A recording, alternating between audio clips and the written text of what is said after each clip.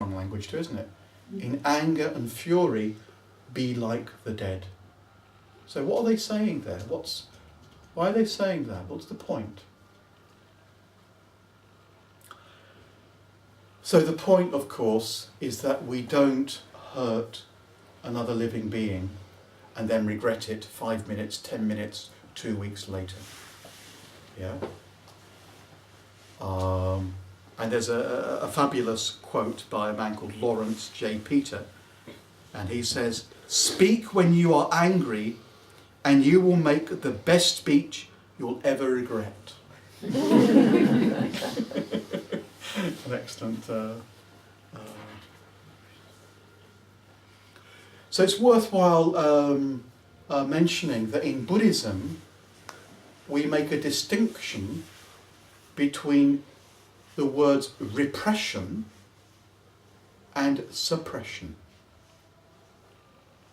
This might be a bit strange for some people. So repression is pushing out of consciousness a particular mental event or an emotion that you are not really aware of, or you're only half aware of it. You don't really know that you're keeping it out. It's just you've been trained, in a sense, to not allow yourself to be sad or not allow yourself to be angry. Suppression, though, is you know that you are, let's say, jealous, or you are angry, and you mindfully push it down, or you hold it until the situation stops being dangerous. You might have to leave the room, or maybe there's a meeting you just can't leave. You feel you can't leave, and you as it were, you act like the dead for the duration of the meeting, and then after the meeting, maybe you just have to cope, deal with that anger. So obviously, if you're in a very hot, angry state, 99 times out of 100, if we do speak from that place of hot anger, it's very likely that we're going to create trouble and pain and suffering for living beings, basically, ourselves included. So we need to sort of, in some way, keep a check on that. So it's best to calm down. If you're really angry with your boss, probably wait for the anger to pass. Try and work out what the actual issues are, what wasn't said, what are your needs, etc. And see if you can communicate to your boss or your friend or your lover in a more calm state of mind, where you're more likely to have a productive, constructive conversation.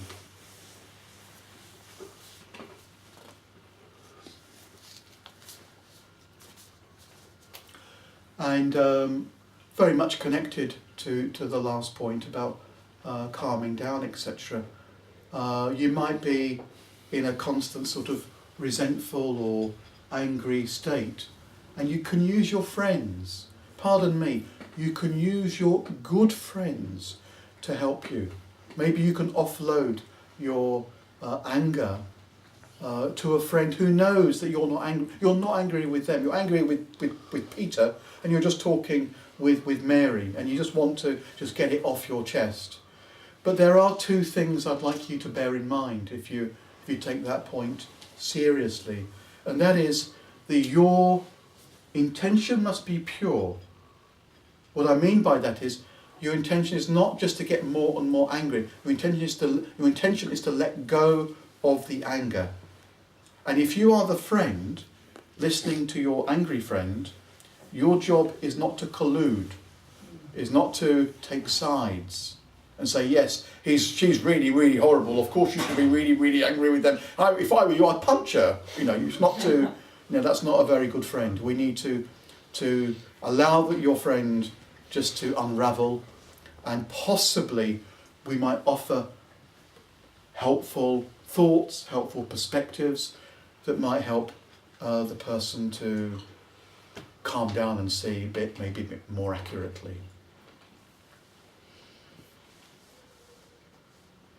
Many people find it's helpful to try to empathise with somebody when they're angry, or maybe shortly after they're angry. Why is it this person behaved in that way? Do we know anything about the person? Do we know how much sleep they had the night before? Do we know the conversations they had before they saw us? Do we know that their child is ill in hospital? Do we know that they had a nightmare the night before and it's still affecting them? There could be all sorts of things we simply do not know. We can just try to do our best, if we don't have all the facts, to give someone the benefit of the doubt. Yeah, they're late. Okay, they're late. Well, maybe there was appalling traffic in Istanbul, or possibly they were helping someone on the way here.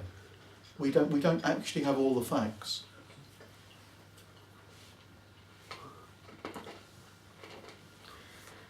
Thich Nhat Hanh, in one of his books, gives quite a sad, upsetting example of this. I believe it's the very, very first young man that he ordained as a monk. This was in the 1960s in Saigon during the Vietnam War. And there was a military truck there with an American soldier who spat on the head of this young monk. And he went back to the monastery, and he was so upset, the monk, he cried for half an hour. Thich Nhat Hanh just held him in his arms apparently for half an hour, waited for him to sort of calm down. Apparently he wanted to fight back. And he said, no, your job is not to fight with guns, your job is to fight with understanding and love. You're a monk. And so he gradually sort of just unfolded all the conditions involved, why this GI maybe spat on his head. That this, if he was brought up in California, for example, all the newspapers and all the media outlets would just train the American soldiers and most of the American public, or half the American public, that this was the enemy, maybe they're evil, they're a dirty communist, or whatever it might be.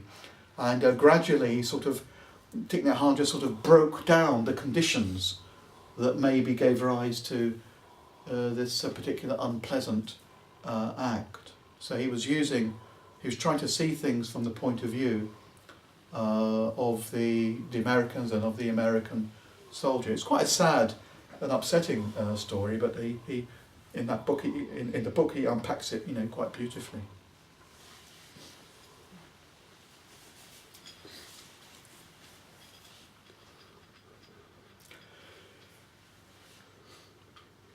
The next perspective on irritation and anger I find really fascinating. I still love it.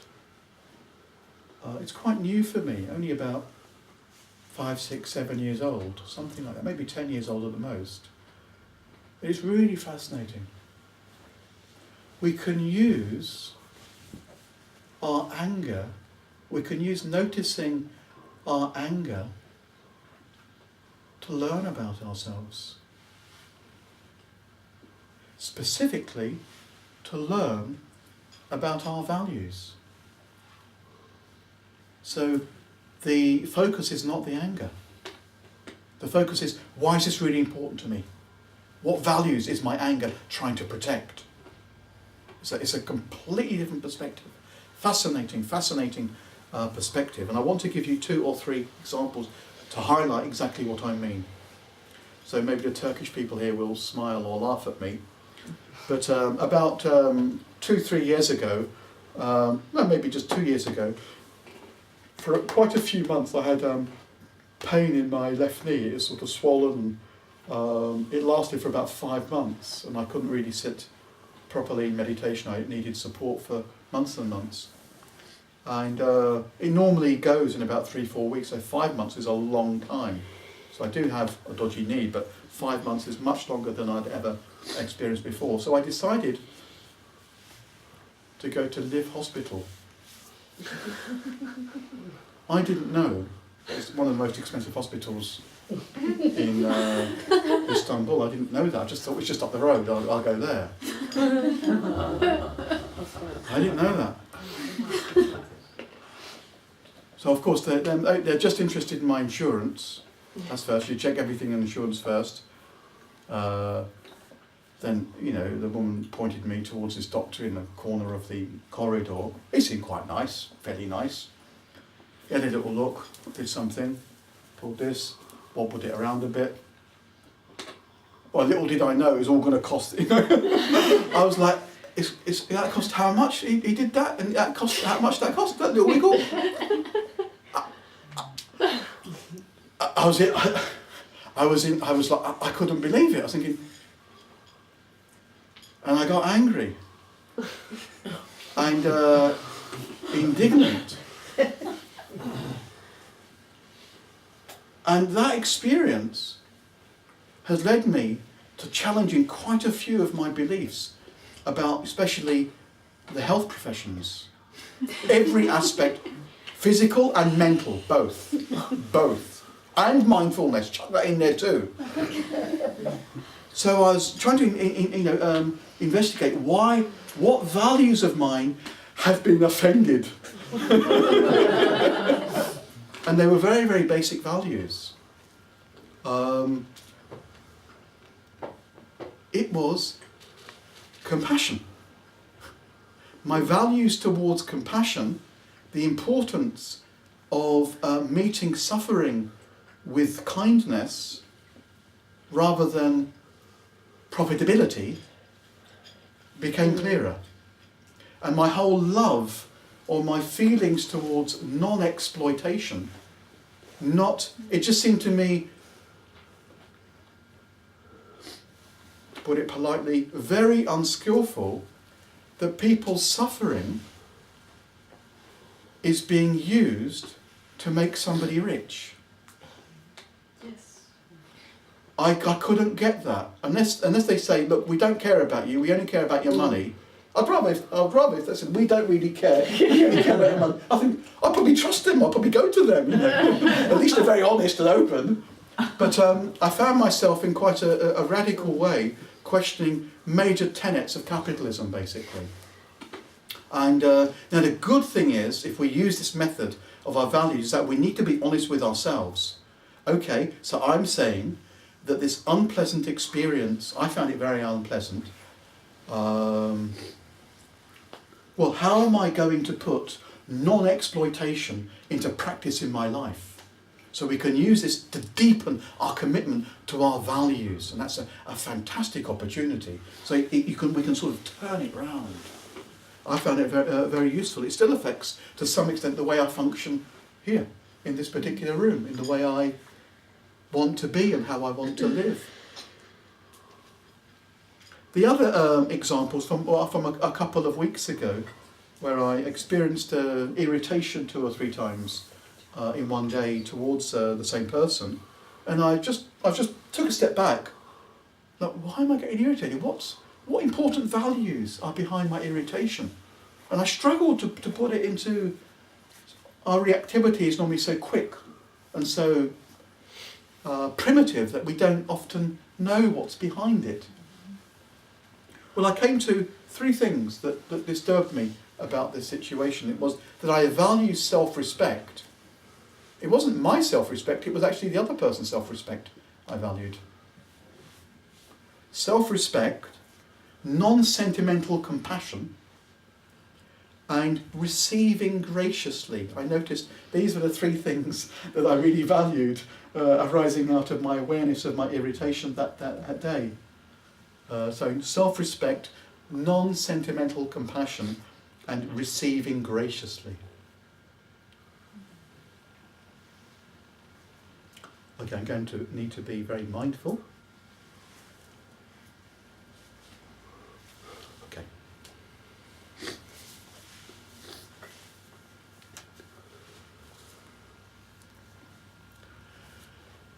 As I'm sure many of you know, there's been a huge explosion in mindfulness trainings, especially in the Western world.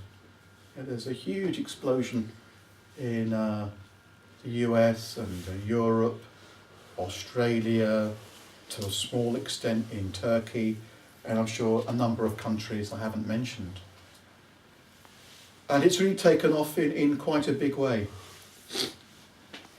And it's affected the education system, the health system, the judicial system, I think, the judicial system.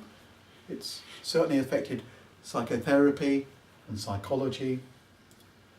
Now, nearly all of that mindfulness training is inspired, ultimately, by one page of writing. That's all it is. One page of writing. I'm going to read you one paragraph from it. And it comes from the Buddha. And it's called the, if I can pronounce it correctly, it's called the Salata Sutta, more popularly known as the Dart Sutta. Some of you might know the Dart Sutta.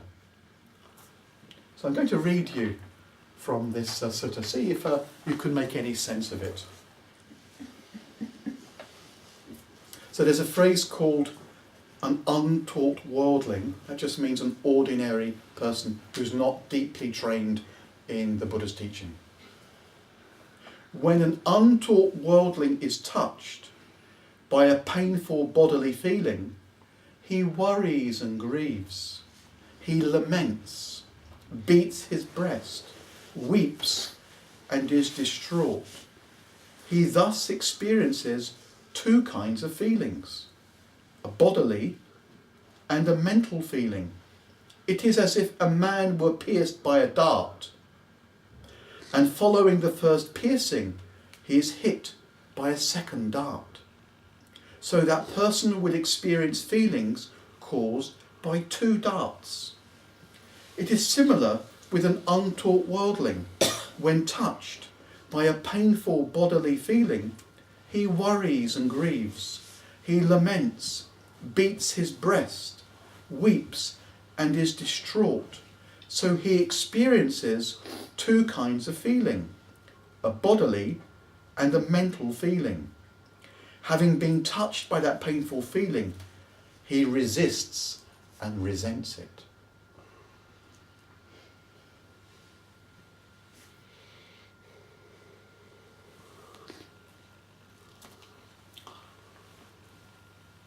So, what usually happens is that when we experience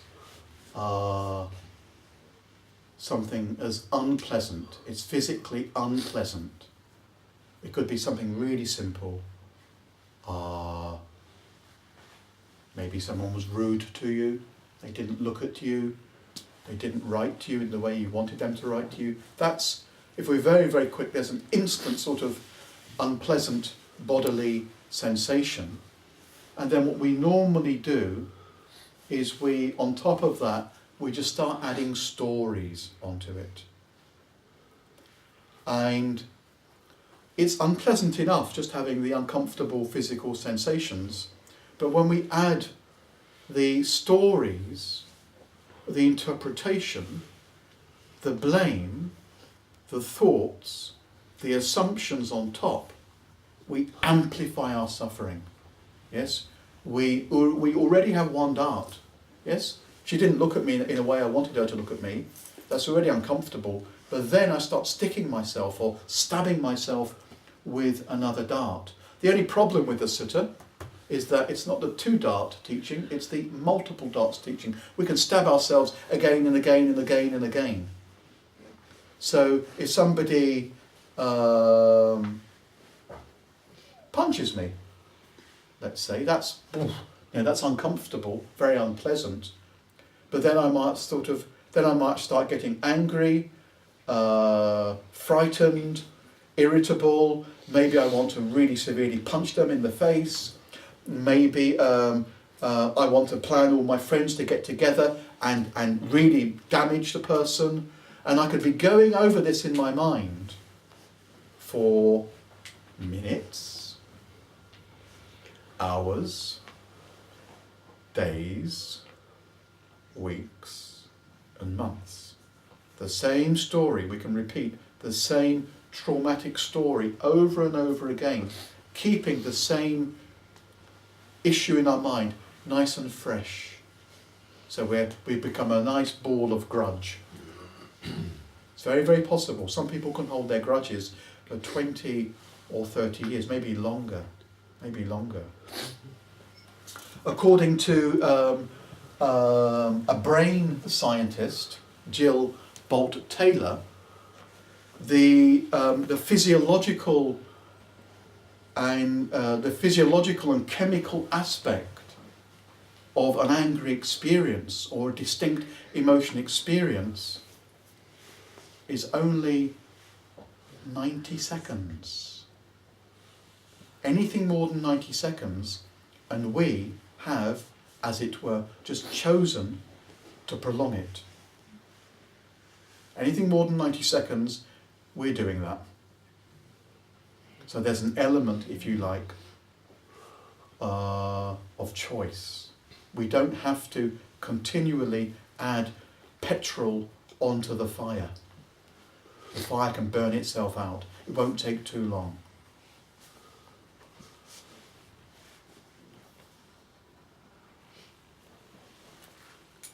So very, very specifically, going to need to speed up a little. Very, very specifically, what I find really, really helpful, and it was extremely helpful to me when I discovered this very, very clearly in 2008, is to mindfully take your attention. If you're having a difficult experience, mindfully taking your attention to the place in the body where you are holding.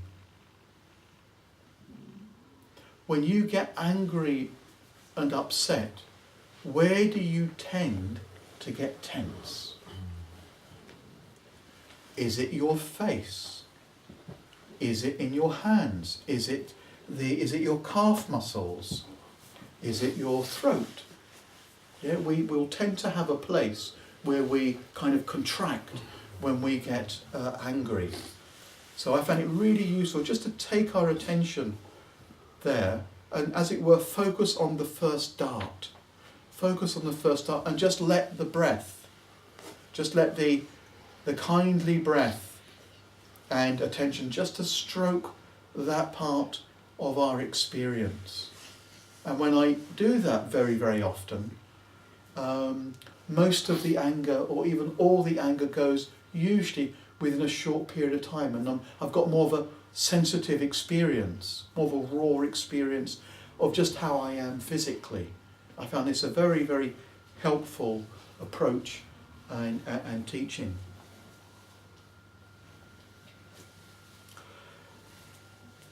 Ultimately,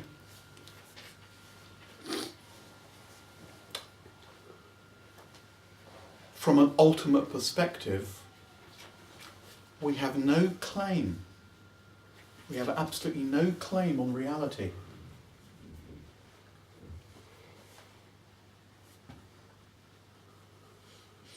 We have no claim on the way things are.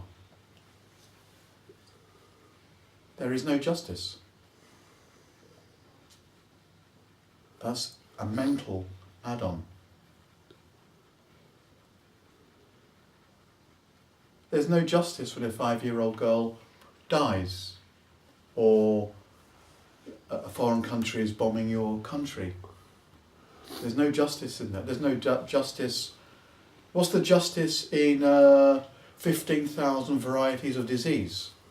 15,000 varieties of disease? There's no justice there. There's no justice when someone dies at 59, someone dies at 93. But there is compassion. There's always the possibility for a kind response or a compassionate response to unpleasant experiences. Please don't misunderstand or misuse what I said about there is no justice. Yes, that's a mental concept.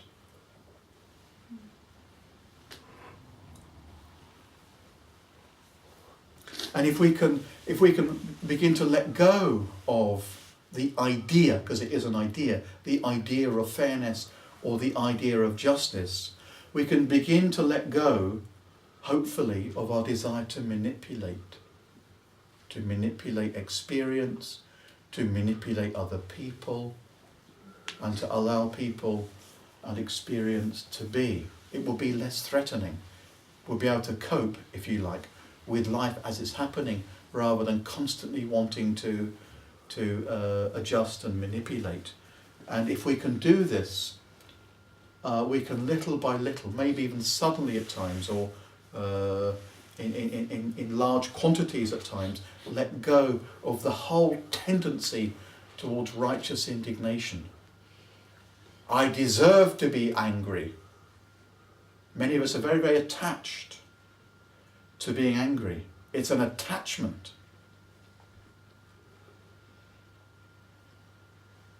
But as the Buddha says, nobody's saying that you will always experience pleasure. It's just that you can experience something unpleasant without the addiction of anger and irritation and ill will. I'm not saying it's easy. But it is possible. This is what the Dharma tells us, that freedom is possible. We're not just affected like an animal. If it's pleasurable, I love her. If it's unpleasant, I hate her. We can go beyond that whole animal and automatic, as it were, dimension, and move on to a dimension that is love. If we don't react so much, if Vajrachakshu doesn't react so much, there's more room for love. That's what we're talking about.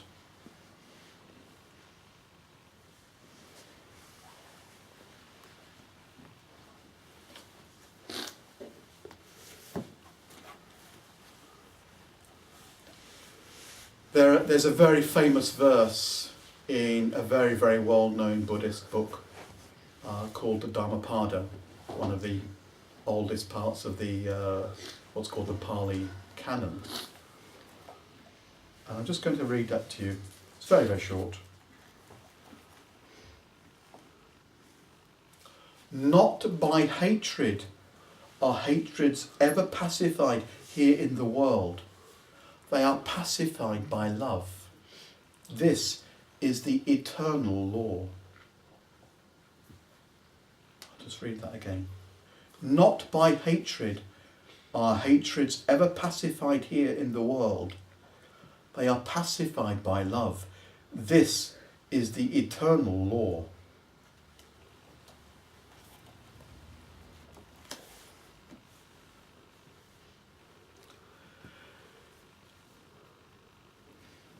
I'd like to give one or two examples.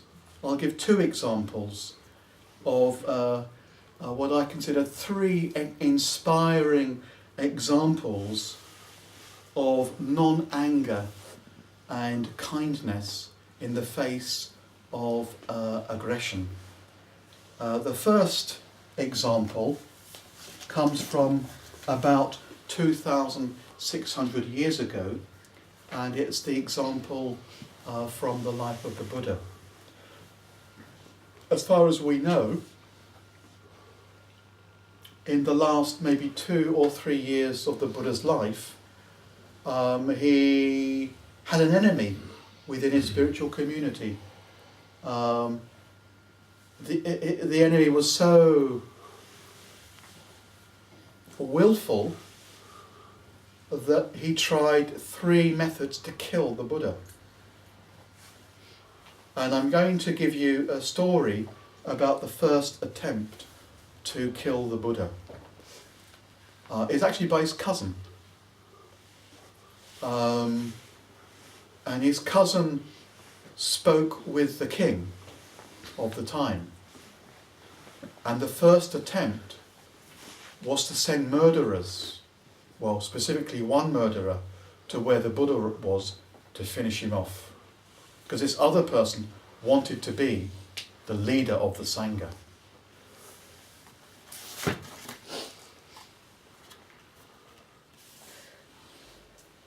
So it's in rather strange language, but see if you can follow.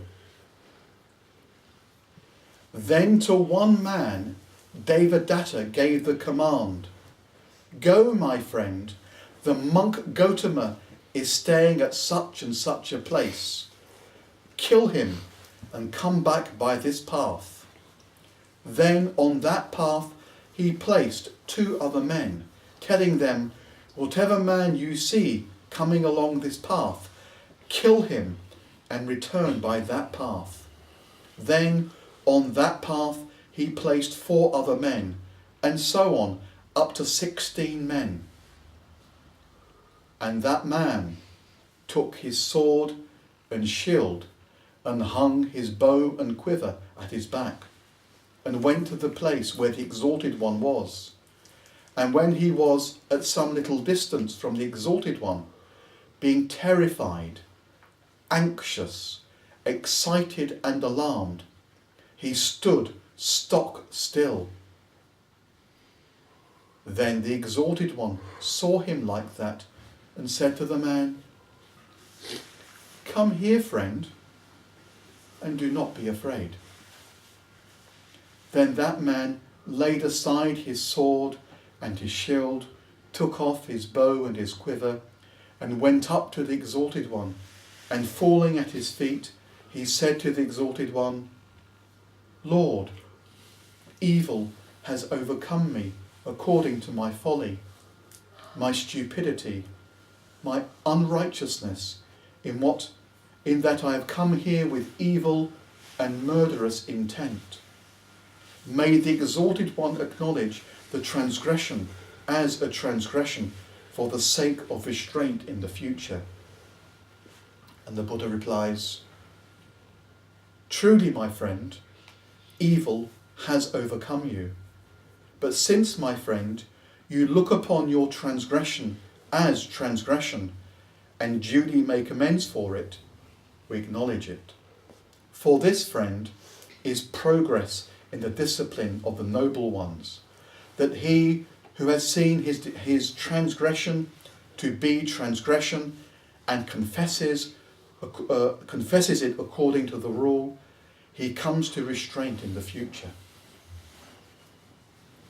So a man is sent to kill the Buddha. He cannot bear it. He becomes terrified. He throws down all his weaponry, and effectively he seeks refuge. He goes to the Buddha for both forgiveness, if you like, and teachings. And the Buddha doesn't react. He's always using the word friend all the time. He's very, very polite. A murderer comes up to him and he's saying friend all the time.